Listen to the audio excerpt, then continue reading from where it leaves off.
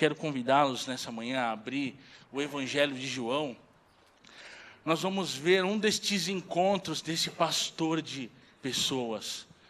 Desse pastor que, como a Aline disse aqui no início do culto e ao longo do culto, ele é um pastor de relacionamento. Ele se relaciona conosco. Até porque ele se faz carne para que possa concretizar essa relação conosco. E aqui em João 5, nós vamos ler aí, o João Ferreira de Almeida coloca o paralítico de Betesda, eu discordo dele, já vou explicar para você por quê. Mas no capítulo 5, nós vamos ver Jesus se encontrando com uma pessoa que precisava muito dele. Todos nós precisamos. E Jesus sabe o quanto você precisa dele. E ele vai ao teu encontro. Nós só precisamos entender quando isso acontece nas nossas vidas. Porque às vezes, Jesus vem ao nosso encontro, passa por nós, e nós não o reconhecemos. Aqui no capítulo 5, eu quero ler com você, pode acompanhar aí, todos encontraram? Diz assim o texto bíblico: algum tempo mais tarde, Jesus subiu a Jerusalém para assistir a uma festa dos judeus. Ora, existe em Jerusalém, próximo à Porta das Ovelhas, um tanque chamado em hebraico Betesda, o qual tem 5 pavilhões. Neste costumava ficar uma grande multidão de enfermos, cegos, coxos e paralíticos. Eles esperavam o movimento das águas. De tempo em tempo o anjo descia e agitava a água. O primeiro que entrasse no tanque, e depois do movimento da água, sarava de qualquer doença que tivesse. Estava ali um homem inválido, havia 38 anos. Jesus, vendo-o deitado e sabendo que estava neste estado havia muito tempo, disse-lhe: queres ser curado? Respondeu-lhe o enfermo: Senhor, eu não tenho ninguém que me ponha no tanque quando a água é agitada. Enquanto estou tentando entrar, desce outro antes de mim. Então Jesus lhe disse: levanta-te, pega a tua esteira e anda. E imediatamente o homem foi curado, e pegou a tua esteira e pôs-se a andar. E aquele dia era sábado. Então os judeus disseram ao homem que tinha sido curado: é sábado, e a lei não permite que carregues a tua esteira. Ele respondeu: o homem que me curou me disse: pega a tua esteira e anda. Então lhe perguntaram: quem é o homem que mandou que tomasse a tua esteira e andasse? O homem que fora curado não sabia quem era, pois Jesus tinha se retirado por entre a multidão que havia naquele lugar. Mais tarde, Jesus o encontrou no templo e disse: olha, agora já estás curado. Não peques mais, para que não te suceda coisa pior. O homem partiu e anunciou aos judeus que Jesus era o que tinha curado. 16. Assim, porque Jesus fazia essas coisas no sábado, os judeus o perseguiam. Jesus lhes disse: meu pai trabalha até agora, e eu trabalho também. Por este motivo, os judeus ainda mais procuravam matá-lo. Não só quebrava o sábado, mas também dizia que Deus era seu próprio pai, fazendo-se igual a Deus. Até aqui. Então, nós temos um encontro aqui em especial. Nós temos um momento em que Jesus, ele vai até Jerusalém. O texto vai começar dizendo: algum tempo mais tarde, Jesus sobe a Jerusalém, porque havia uma festa dos judeus. Os judeus tinham algumas festas de celebração, além da Páscoa. E aonde você vai encontrar essas festas? Lá em Deuteronômio 16, você pode até ir lá confirmar, inclusive, você vai perceber que havia uma ordenança. Diz assim: 3 vezes no ano, todo varão entre ti aparecerá perante o Senhor teu Deus, no lugar que escolher, na festa dos pães asmos, e na festa das semanas, e na festa dos tabernáculos. Porém, não aparecerá de mãos vazias perante o Senhor. Eram mandamentos, isso está ligado com a tradição judaica. E Jesus, apesar de já nesse momento aqui, estar sendo acusado como um subversivo das leis judaicas, como alguém que estava quebrando tais leis, pois essa era a acusação que os judeus tinham contra ele, Jesus estava cumprindo as observâncias da lei dos judeus. E ele sobe então a Jerusalém.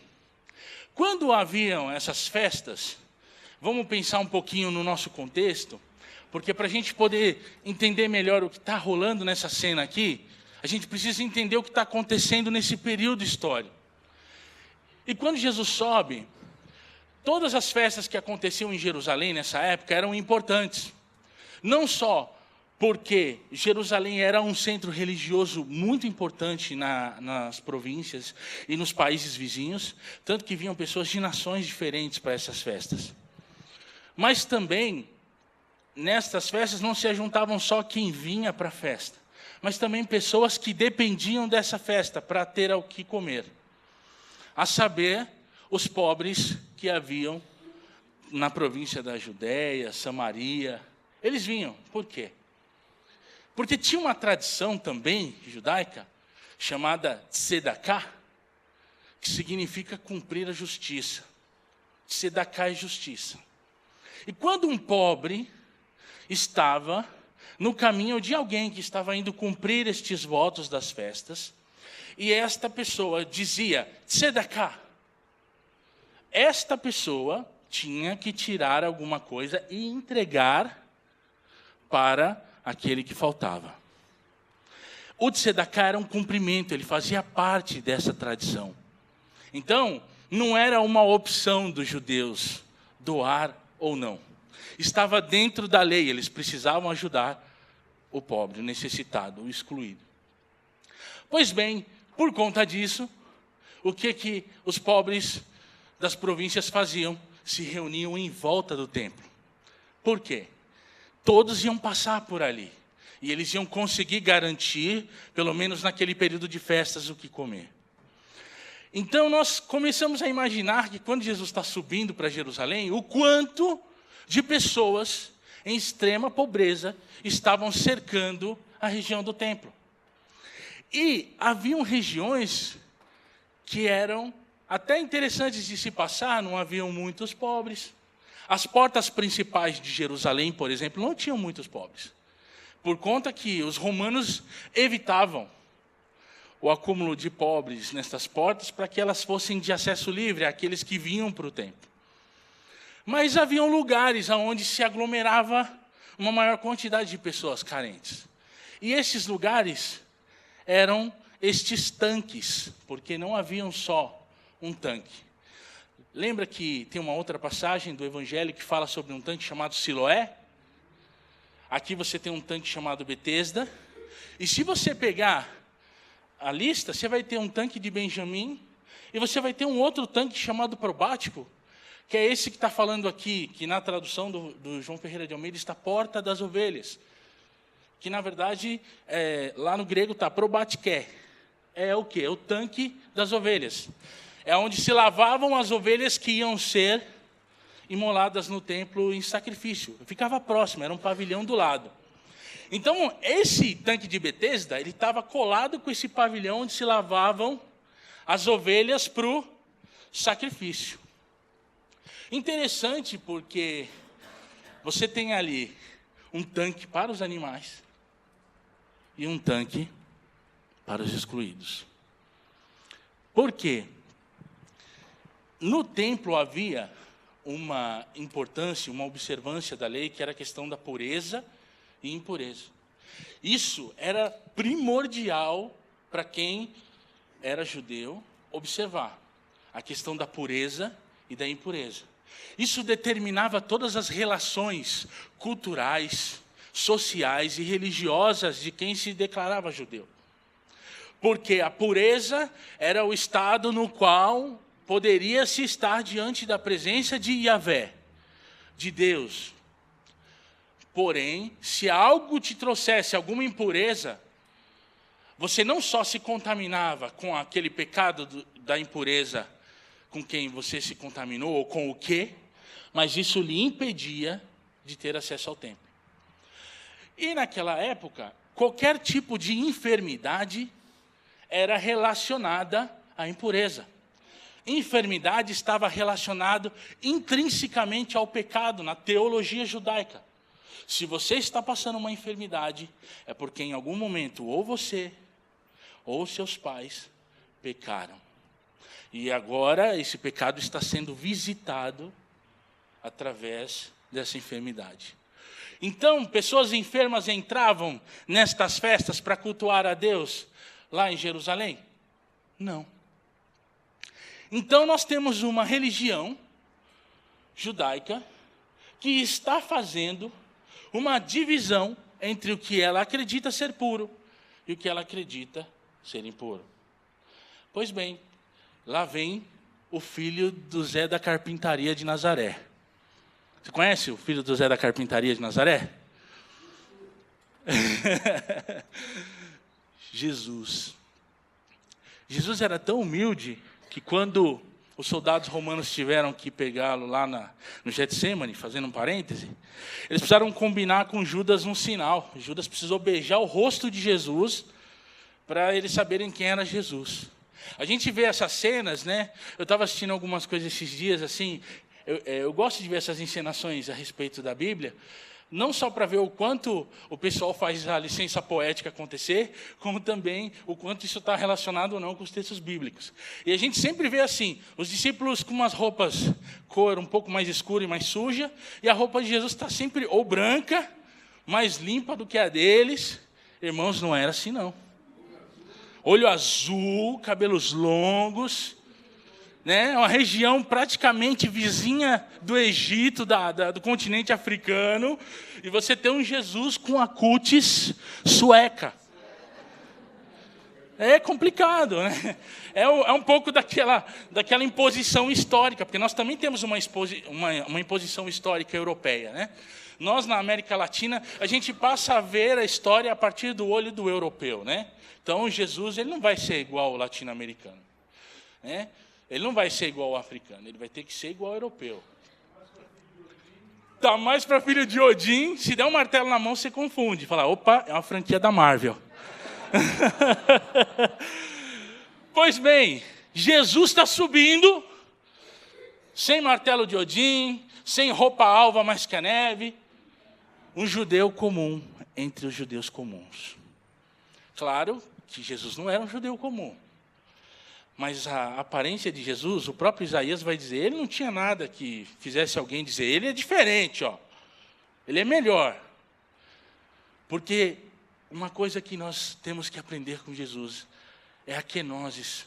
É um palavrão teológico, mas que diz esvaziamento total, pleno. Jesus, sendo como Deus, esvaziou-se e assumiu forma de servo. Esse é o maior ensinamento que Jesus nos dá. Porque quando nós fazemos isso, nós imitamos Jesus. E Jesus está indo naquela condição de servo. Ele estava indo servir ao templo, servir à tradição judaica também. Pois bem, o que vai acontecer? Você vai ver aí no texto que, passadas essas coisas, ora, ali existe junto à porta das ovelhas, que eu disse para vocês que na verdade seria o tanque das ovelhas, tá? Tanque das ovelhas, um tanque chamado em hebraico Betesda, o qual tinha 5 pavilhões. Escavações encontraram esse tanque e ele faz parte, inclusive, do roteiro de visitas de quem visita Israel. Quem teve condições de visitar Israel pôde perceber que esse é um dos pontos nos quais a visita passa. Não se encontraram esses 5 pórticos que estão dizendo aqui, mas perceberam que eram 2 pavilhões. Um era o pavilhão desse tanque das ovelhas e esse é o de Betesda. O que significa essa palavra Betesda?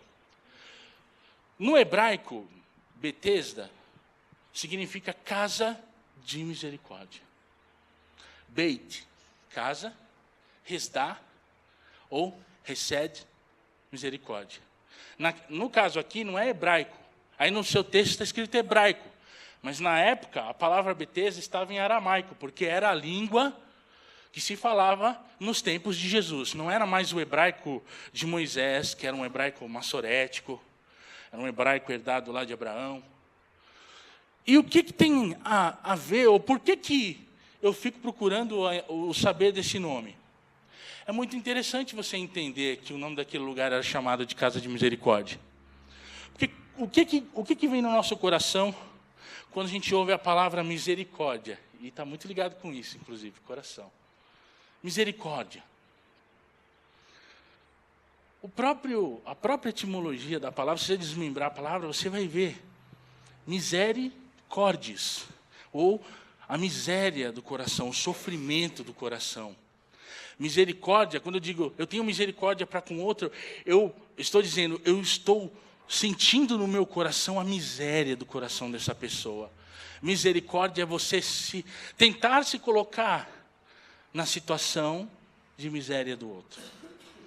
Então, por mais que a religião judaica era uma religião que fazia a distinção entre o puro e impuro, fora dos locais sagrados, haviam locais de misericórdia. Locais onde aquele que não podia ter o acesso a Deus, ao templo, tinha pelo menos um refúgio para tentar curar as suas dificuldades. A casa de misericórdia, ou o Betesda, ou Beit Hesdah, ela vai ser o quê? Vai ser um tanque que você vai ver aí no seu texto, você viu.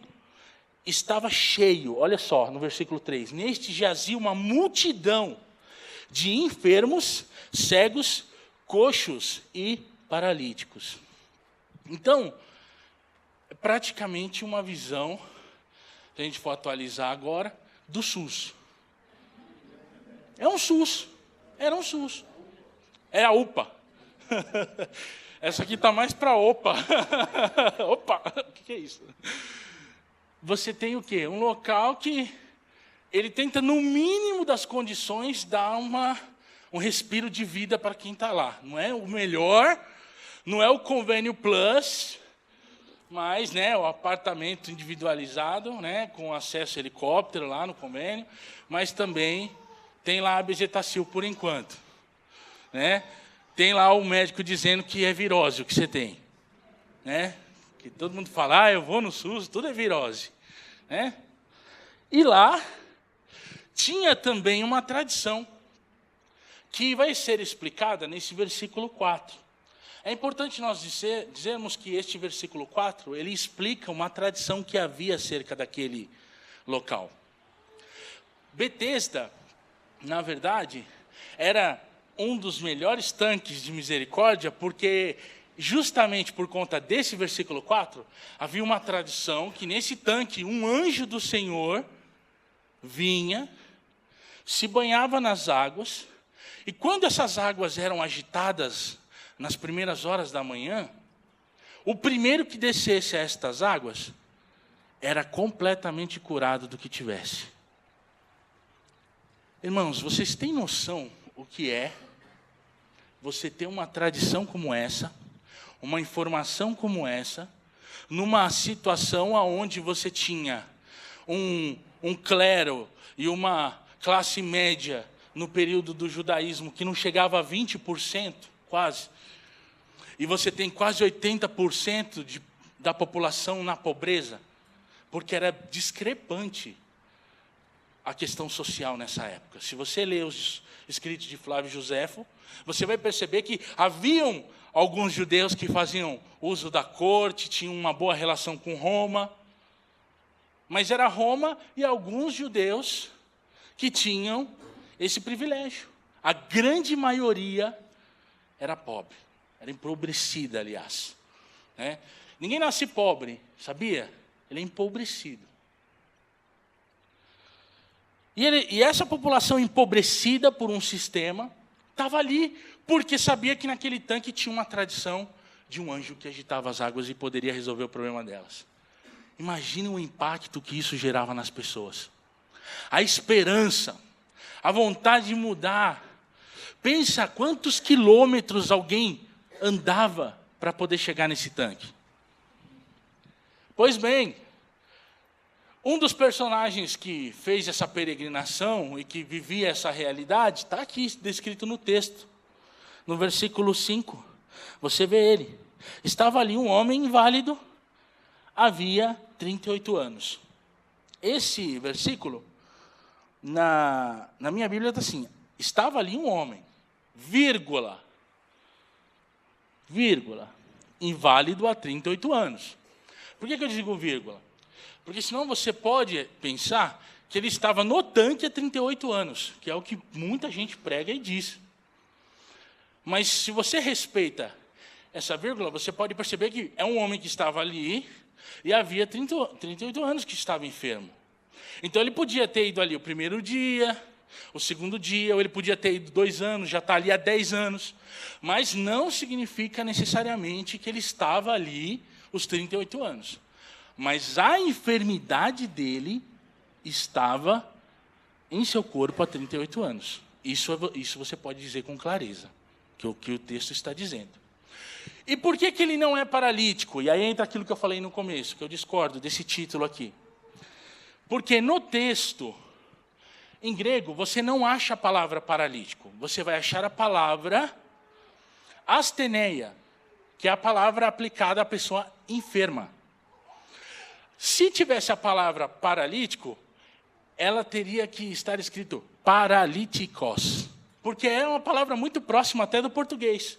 Eu não acredito que o João Ferreira de Almeida iria ler paralíticos e ignorar isso e colocar outra palavra, como enfermidade ou enfermo. É porque no texto não está a palavra paralíticos, e nem na tradução do João Ferreira de Almeida, mas está no título do seu capítulo. Por isso que eu digo, não leia a Bíblia tendo como base esses títulos, porque eles são apenas referenciais. Eles são interpretativos. Então, assim, como tinha muito coxo e paralítico lá, não, então esse era um paralítico também. Mas quando você examina o texto, você vai ver que não. Ele era enfermo. Só que aí que está. Tem um X nessa enfermidade. Essa enfermidade era séria, porque tinham muitos coxos e paralíticos, mas Jesus viu aquele homem. Jesus viu aquele homem. A enfermidade dele não era uma enfermidade comum.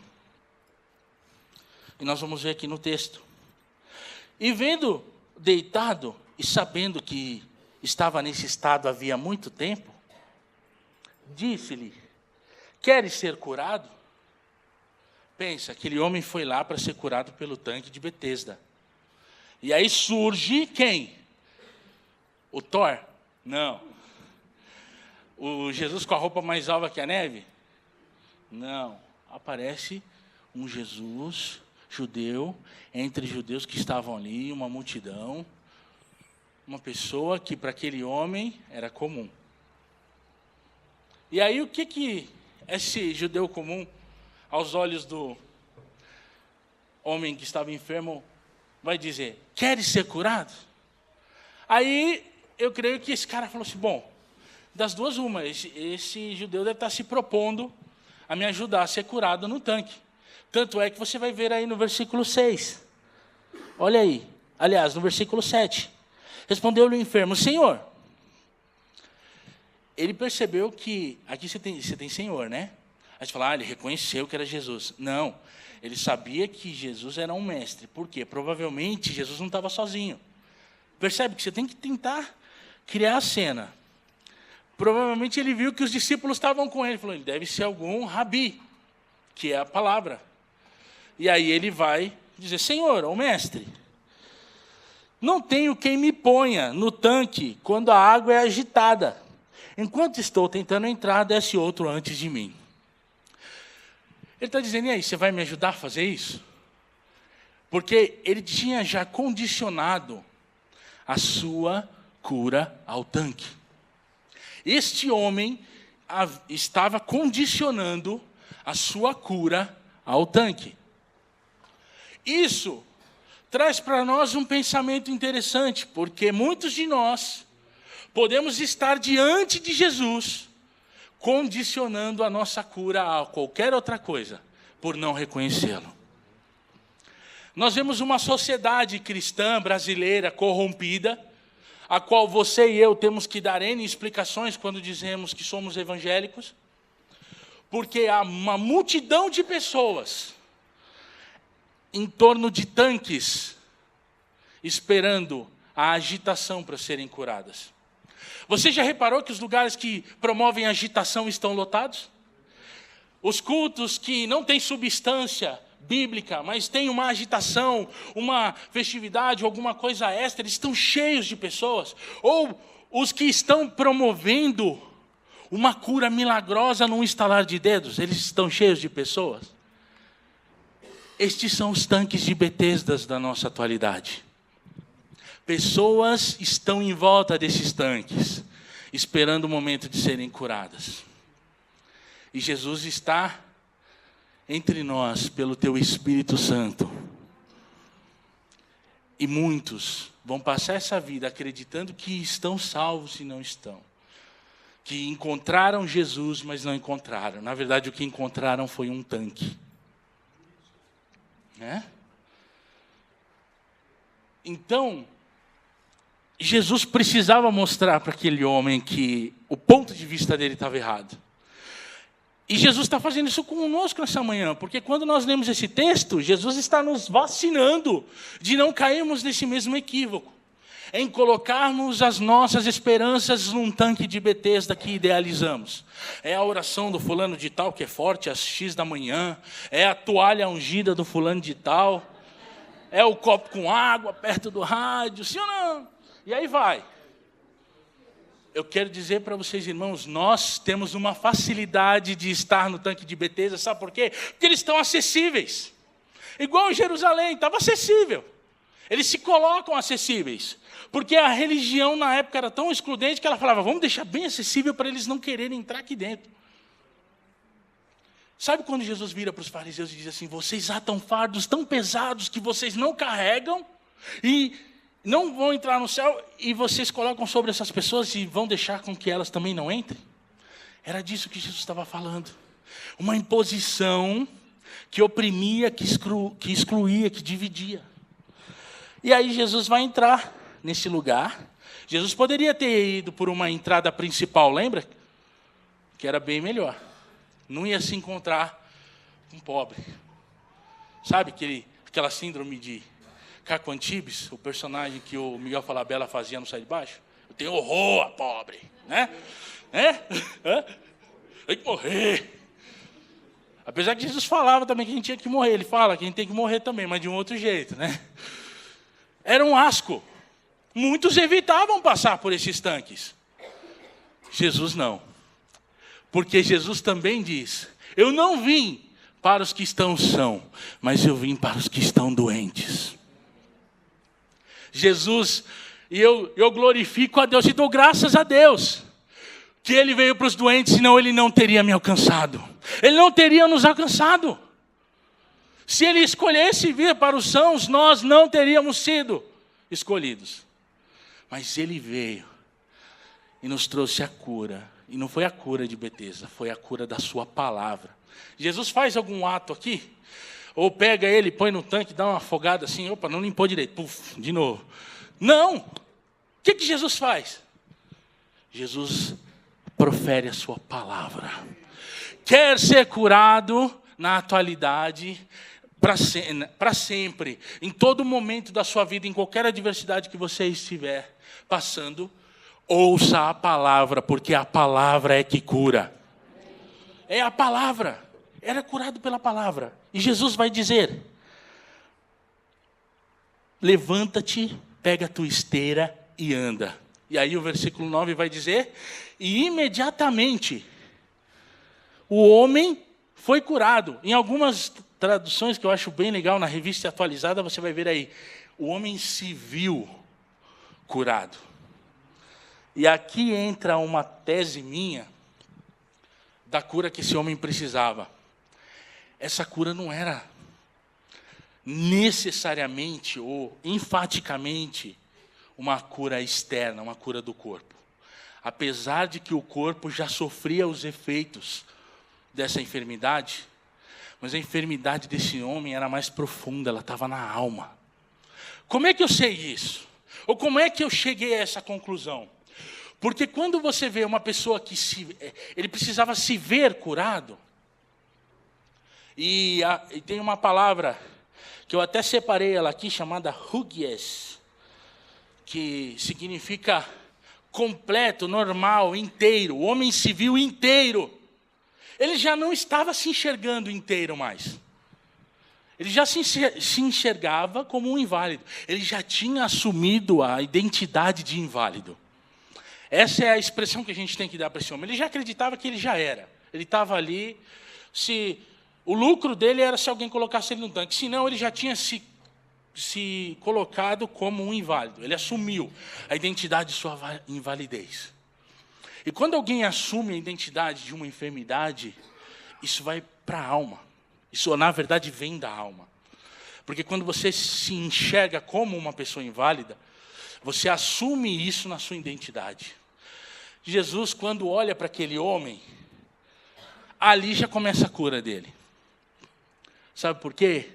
No meio da multidão, o anonimato daquele homem se tornou visto por Jesus. Jesus queria resgatar a identidade daquele homem. Jesus ele quer resgatar a nossa identidade. Tanto é que a obra de Jesus, ela vai para além do cristianismo. E vocês já ouviram muito isso aqui. Porque uma igreja séria, como a Comuna, ela não se coloca como um tanque de Betesda. Ela não corre esse risco de se colocar como um tanque de Betesda. Mas ela se coloca como os discípulos que seguiam a Jesus. E aí, se eu estou na Comuna, eu estou fazendo igual aos discípulos, então eu estou seguindo Jesus. Eu não estou em tanques. E esse homem aqui, nessa questão, a identidade dele precisava ser resgatada. A cura dele também, e principalmente, estava aí. Porque quando vem alguém e pergunta, queres ser curado? Aquele homem já começou a ter a sua cura, porque ele falou, alguém está se importando comigo. Eu quero dizer para você nessa manhã, o Evangelho de Jesus diz para você que Jesus se importa com você. Quando A ou B diz para você, para nós, cristãos, que nós não temos valor, o máximo que nós podemos falar é verdade. Não tenho, não. Mas quem me valoriza é Jesus. Porque a sociedade fala assim, como assim você não tem valor? Ou quando você diz, não, eu não tenho valor, não. Valor, quem me dá é Jesus. O valor que eu tenho não é meu, mas é do Pai que me deu. A palavra que eu digo não é minha, mas é do Pai que me enviou. É essa a postura do discípulo de Jesus. Não tem outra alternativa. Aliás, até tem, mas aí já não é de Jesus. E aquele homem foi resgatado. E o que vai acontecer? Ele vai se ver curado. Ele vai se ver inteiro.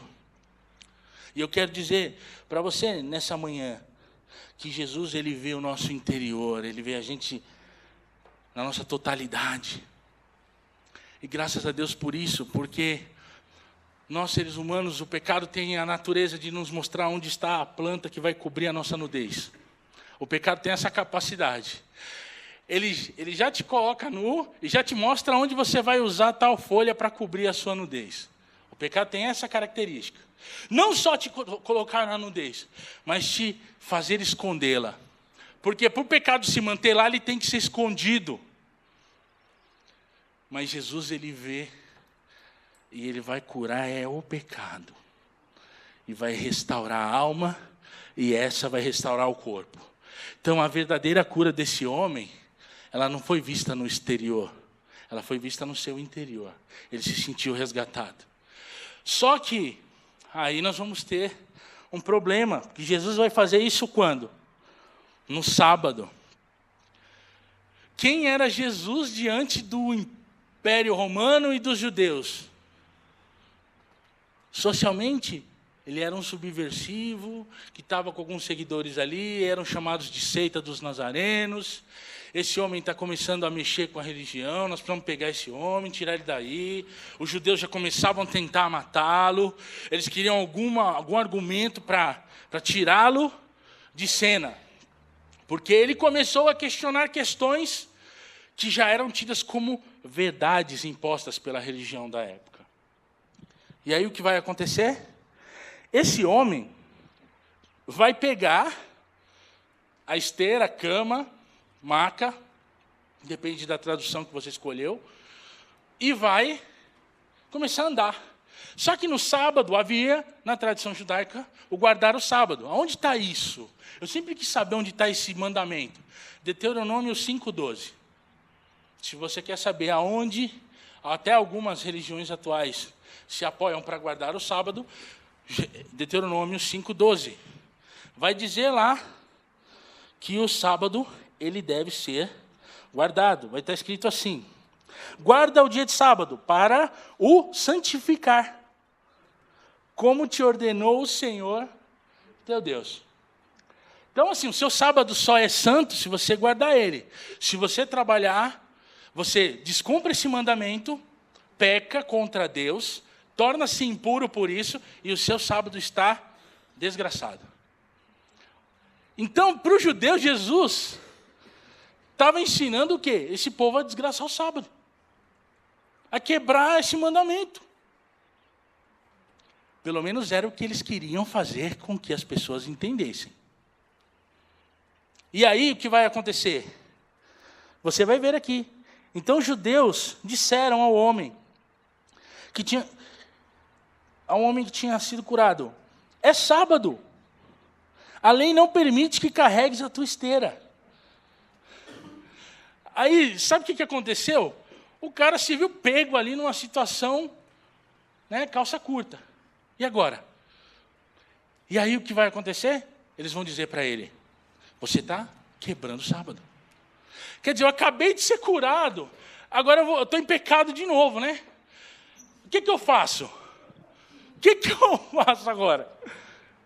Ele fez o que Adão fez lá no Éden. Olha, quem falou para mim... Você está vendo como o pecado ele é o mesmo? Ele só muda o endereço. Ele é o mesmo. Ele terceirizou o pecado. Foi por tabela. Foi o homem que me curou, que pediu para eu pegar a minha maca e andar. Então, assim, não foi eu que pequei, não. Foi ele, eu não sabia. Se isentou. Ele já queria que Jesus levasse o pecado dele, mas pela via errada, né? Não era pela via correta, que é a cruz. Pois bem, deixa eu acelerar aqui correndo. Esse homem, então, joga para Jesus a situação. E o que vai acontecer? Os judeus falam: está vendo? Olha aí o que esse Jesus está fazendo. A gente precisa terminar com esse homem. A gente precisa tirar ele daqui. Porque se daqui a pouco os judeus descobrirem que o sábado ele tem um outro sentido, nós vamos perder o que aqui? Nossa boquinha. Aí vai ser um tchau querida para tudo quanto é lado, né? Não vai ser um tchau querida. Vai ser um tchau que vão perder a boquinha. Porque você vai tirar as pessoas do templo. E aí vão cair as receitas.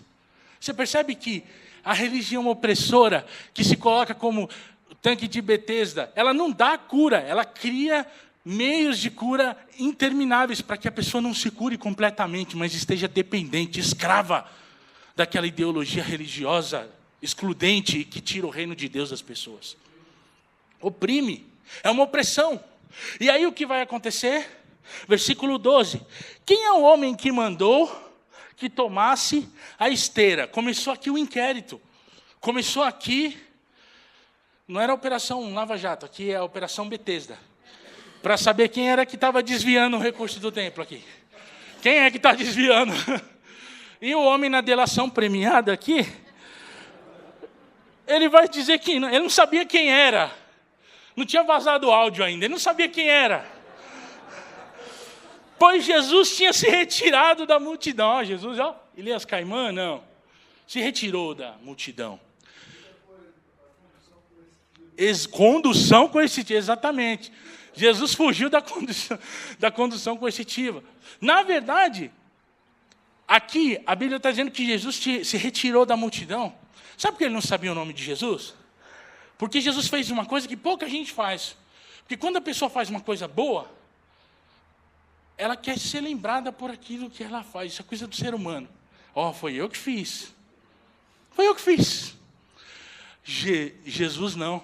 Jesus faz a cura e sai no anonimato. Sabe por quê? O que importa é fazer a vontade do meu Pai que está no céu.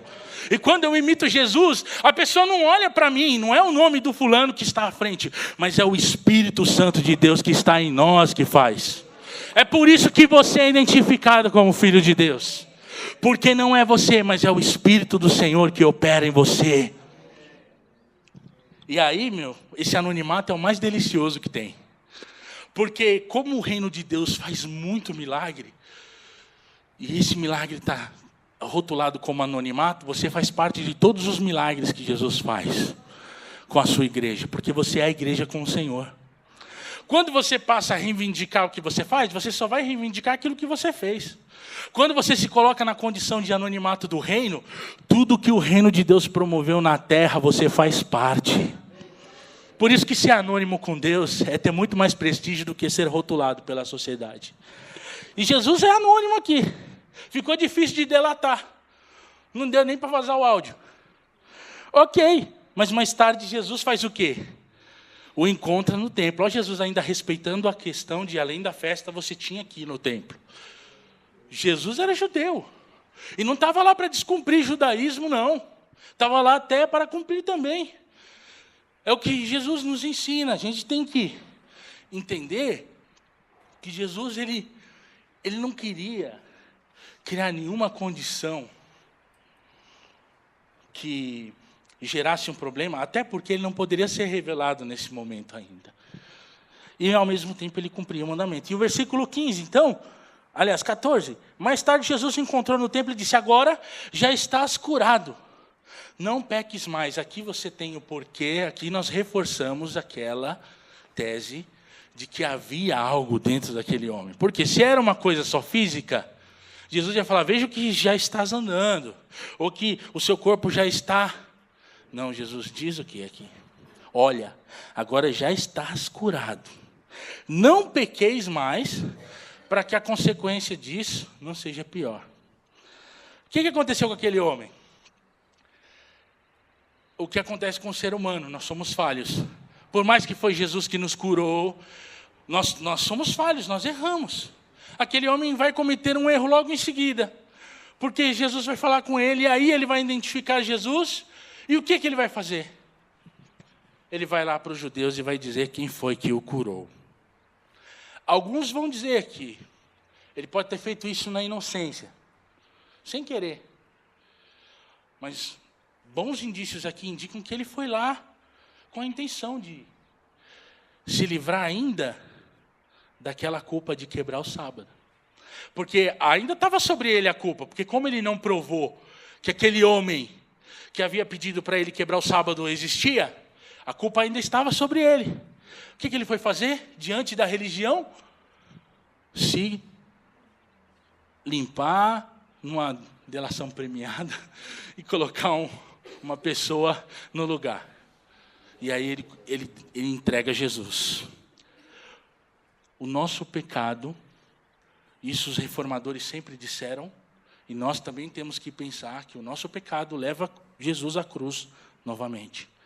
É como nós entregarmos Jesus de novo para ser crucificado. E aquele homem entregou Jesus. E aí, encerrando aqui, ele entregou Jesus. E aí você vê até o 18, Jesus assumir a identidade de filho de Deus diante da religião judaica. Porque Jesus vai dizer, 17, o meu pai trabalha até agora, e eu trabalho também. Sabe o que Jesus está fazendo aqui? Ele não está falando sobre a questão do descanso, ele está dizendo o seguinte, porque na lei judaica eles sabiam que Deus pedia o descanso, mas que Deus continuava sendo o juiz do sábado. Então, quando Jesus diz, eu trabalho também como meu pai, Jesus está se colocando na condição de Deus. E aí sabe o que acontece? Um problema muito sério.